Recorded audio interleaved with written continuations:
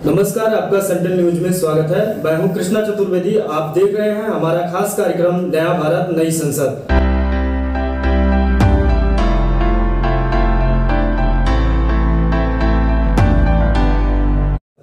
भारत की संसद का नया भवन हम सभी को गर्व और उम्मीदों से भर देने वाला है।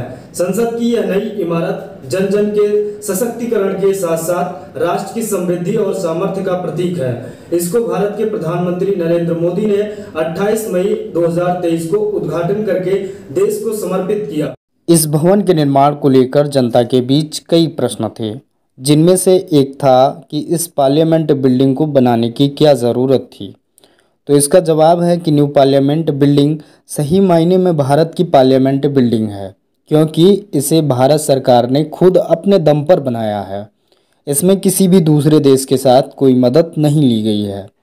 पुराने संसद भवन ने देश की बहुत अच्छी सेवा की है, लेकिन उस पार्लियामेंट बिल्डिंग के साथ एक बड़ा इशू यह था कि उस पार्लियामेंट बिल्डिंग को हमने नहीं बनाया था, यानी कि उसे अंग्रेजी हुकूमत ने बनाया था। पुरानी पार्लियामेंट बिल्डिंग का नक्शा British architect Edwin Lutyens and Herbert Baker ने बनाया था। इस दौरान इन्होंने तंज कसते हुए कहा था कि भारत की वास्तुशिल्प यानी कि भवनों के डिज़ाइन करने की कला कुछ खास नहीं है और इसलिए यहाँ पर ब्रिटिश आर्किटेक्ट पर भवनों को बनाने की ज़रूरत है।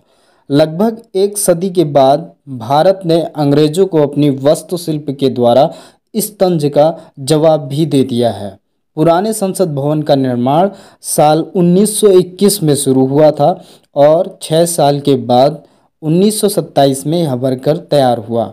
इस प्रकार पुरानी पार्लियामेंट बिल्डिंग हमने यानी कि इंडियंस ने नहीं बनाई, वह हमें अंग्रेज़ों के द्वारा दी गई थी, जो कि हमेशा ब्रिटिश साम्राज्य का प्रतीक थी और इसलिए इंडिया को अपने दम पर बनाई गई नए पार्लियामेंट बिल्डिंग की ज़रूरत थी।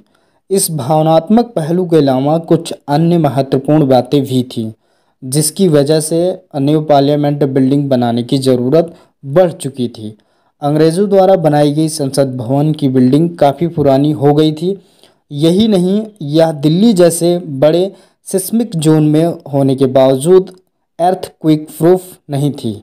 इसमें प्रॉपर सेफ्टी प्रोसीजर फॉलो नहीं किए गए थे, साथ ही यह बढ़ते कामकाज के दबाव को झेलने में सक्षम नहीं थी। सेंट्रल न्यूज़ डेस्क से कृष्णा चतुर्वेदी की रिपोर्ट। चलिए अब आपको भारत की खुद की बनाई हुई नई संसद भवन की खासियतों के बारे में बताते हैं।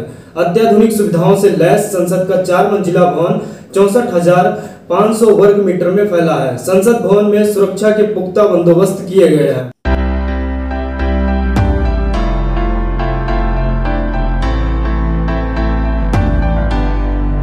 नए संसद भवन को अगले 150 सालों की ज़रूरतों को ध्यान में रखकर बनाया गया है। इसमें लोकसभा में 888 सदस्यों के बैठने की व्यवस्था होगी और राज्यसभा में 384 सदस्य बैठ सकेंगे। वहीं संयुक्त सत्र के दौरान 1272 सदस्यों के बैठने की व्यवस्था होगी। आपको बता दें कि पुराने संसद भवन में लोकसभा में सिर्फ 554 सदस्यों की बैठने की व्यवस्था और राज्यसभा में 240 सदस्यों की बैठने की व्यवस्था थी। नए संसद भवन का निर्माण भारत की जानी मानी कंपनी टाटा प्रोजेक्ट लिमिटेड ने किया है। इस बिल्डिंग को डिज़ाइन करने का श्रेय बिमल पटेल को जाता है, जो कि गुजरात के अहमदाबाद के रहने वाले हैं। इन्हें वास्तुशिल्प के क्षेत्र में अहम योगदान के लिए साल 2019 में देश के चौथे सर्वोच्च नागरिक सम्मान पद्मश्री से भी नवाजा जा चुका है। नए भवन को मॉडर्न ऑडियो विजुअल टेक्नोलॉजी और डेटा नेटवर्क सिस्टम से भी लैस किया गया है। नए संसद भवन में 6 समिति कक्ष होंगे, जबकि वर्तमान में 3 समिति कक्ष हैं। इसमें मंत्रिपरिषद के सदस्यों के लिए 92 कमरों की व्यवस्था की गई है। यहाँ पर स्थित लोकसभा और राज्यसभा में हर बेंच पर एक साथ 2 सदस्य बैठ सकेंगे और सभी सीटों को डिजिटल सिस्टम और टच स्क्रीन की सुविधा दी जाएगी। यह भवन सुरक्षा के लिहाज से बहुत खास है, यहाँ पर परिंदा भी पर नहीं मार पाएगा। नए संसद भवन की इमारत थर्मल इमेजिंग सिस्टम को इंस्टॉल किया गया है। इसकी मदद से घुसपैठियों को आसानी से पहचान की जा सकेगी।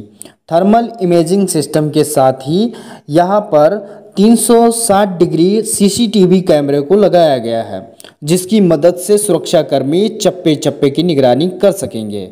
नए संसद भवन के परिसर में मौजूद जनप्रतिनिधियों और व्यक्तियों की सुरक्षा को और ज़्यादा मजबूत किया गया है। ऐसे में सुरक्षाकर्मी अत्याधुनिक हथियार और उपकरणों से लैस रहेंगे। नए संसद भवन में संसद सदस्यों के प्रवेश के लिए एक नया स्मार्ट कार्ड आधारित पहचान पत्र तैयार किया जा रहा है, जिसमें कई सुरक्षा फीचर होंगे। इसके साथ ही साइबर हमलों से निपटने के लिए एक सुरक्षा संचालन केंद्र बनाया गया है, जो 24 घंटे निगरानी कर किसी भी संभावित खतरे से निपटने में सक्षम होगा। पूरे भवन में 100 यूपीएस पावर बैकअप की सुविधा होगी और बिजली खपत को 30% तक कम करने की योजना बनाई गई। संसद भवन में भूकंप के सुरक्षा के लिए पर्याप्त उपाय किए गए हैं। साथ ही यहाँ पर पर्यावरण की सुरक्षा का भी ध्यान रखा गया है। इसके लिए यहाँ पर रेन वाटर हार्वेस्टिंग और वाटर रिसाइकलिंग सिस्टम का प्रयोग किया गया है। इसकी वजह से यहाँ पर पानी की एक एक बूंद का सदुपयोग किया जा सकेगा। सेंट्रल न्यूज़ डेस्क से कृष्णा चतुर्वेदी की रिपोर्ट। नए भवन में देश की महत्वपूर्ण ऐतिहासिक घटनाओं को संजो कर रखा गया है। इसमें संविधान कक्ष है, जहां देश की लोकतांत्रिक धरोहर को रिप्रेजेंट किया गया है। इसके अलावा भवन में सदस्यों के पुस्तकालय, डाइनिंग रूम और पार्किंग की भी व्यवस्था है।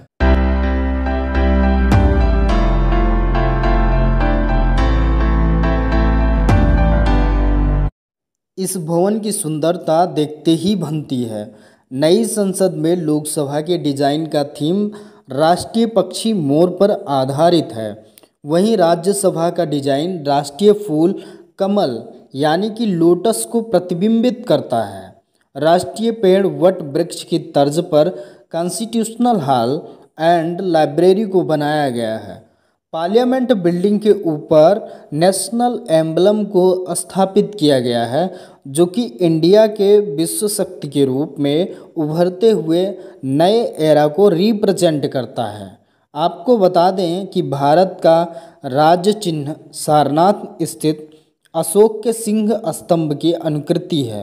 मूल स्तंभ में शीर्ष पर 4 सिंह हैं, जो कि एक दूसरे की ओर पीठ किए हुए हैं। इसके नीचे घंटे के आकार के पद्म हैं, जिसमें एक हाथी, चौकड़ी भरता हुआ एक घोड़ा, एक सांड तथा एक सिंह की उभरी हुई मूर्तियां हैं। इसके बीच में चक्र बना हुआ है। एक ही पत्थर को काटकर बनाए गए इस सिंह स्तंभ के ऊपर धर्म चक्र रखा हुआ है। नई बिल्डिंग में टोटल 6 प्रवेश द्वार हैं और हर एंट्रेंस के सामने एक गार्डियन पशु की मूर्ति लगाई गई है। इन पशुओं को सांस्कृतिक और धार्मिक महत्व के हिसाब से यहाँ पर स्थापित किया गया है। नॉर्दर्न एंट्रेंस में एलिफेंट यानी कि हाथी को बिठाया गया है, जो कि wisdom, wealth, elected and memory का प्रतीक है। सदर्न एंट्रेंस में अश्व यानी कि घोड़े को बिठाया गया है, जो कि एंडोरेंस, स्ट्रेंथ, पावर और स्पीड को दिखाता है। ईस्टर्न एंट्रेंस में गरुड़ को बिठाया गया है, जो कि भारत के लोगों की ऊंची उड़ान को दिखाता है।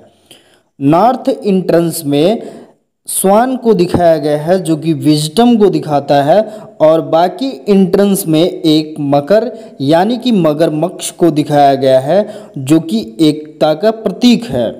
और एक में शार्दुल यानी कि टाइगर को दिखाया गया है, जो कि भारत के लोगों की बढ़ती हुई पावर को दिखाता है। सेंट्रल न्यूज़ डेस्क से कृष्णा चतुर्वेदी की रिपोर्ट। लोकतंत्र के इस नए मंदिर में राजधर्म के प्रतीक राजदंड को स्थापित किया गया है। इस राजदंड को चोल राजाओं के द्वारा सत्ता हस्तांतरण के वक्त प्रयोग किया जाता था। साथ ही यह राजाओं को उनके राजधर्म पर चलने की नसीहत भी देता है।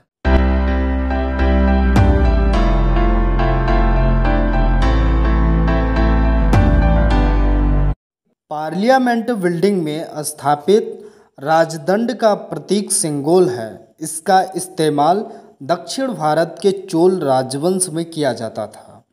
चोला किंगडम में जब एक राजा दूसरे राजा को अपनी पावर ट्रांसफ़र करता था तो उसको सिंबलाइज करने के लिए वह नए राजा को ट्रांसफ़र ऑफ पावर के रूप में सेंगोल दिया करते थे। इस सेंगोल के ऊपर नंदी, जो कि लॉर्ड शिव का वाहन है, उनको दिखाया गया है। नंदी को एक रक्षक और एक जस्टिस का सिंबल माना जाता है। इसके अलावा एक और इम्पॉर्टेंट रहस्यमयी हिस्ट्री है। जब अंग्रेज़ों ने 1947 में डिसाइड किया था कि भारत के लोगों को पावर हैंडओवर की जाएगी, तब लॉर्ड माउंटबेटन ने नेहरू से पूछा था कि इसको सिंबलाइज करने के लिए आप क्या किसी चिन्ह का इस्तेमाल करेंगे।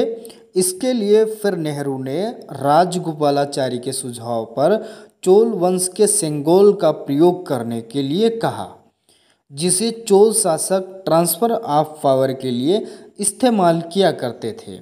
सेंट्रल न्यूज़ डेस्क से कृष्णा चतुर्वेदी की रिपोर्ट। अगली कड़ी में हम नए संसद भवन के उद्घाटन समारोह और अन्य पहलुओं से जुड़े विवादों को बताएंगे। तब तक अन्य खबरों को जानने के लिए जुड़े रहिए सेंट्रल न्यूज़ के साथ।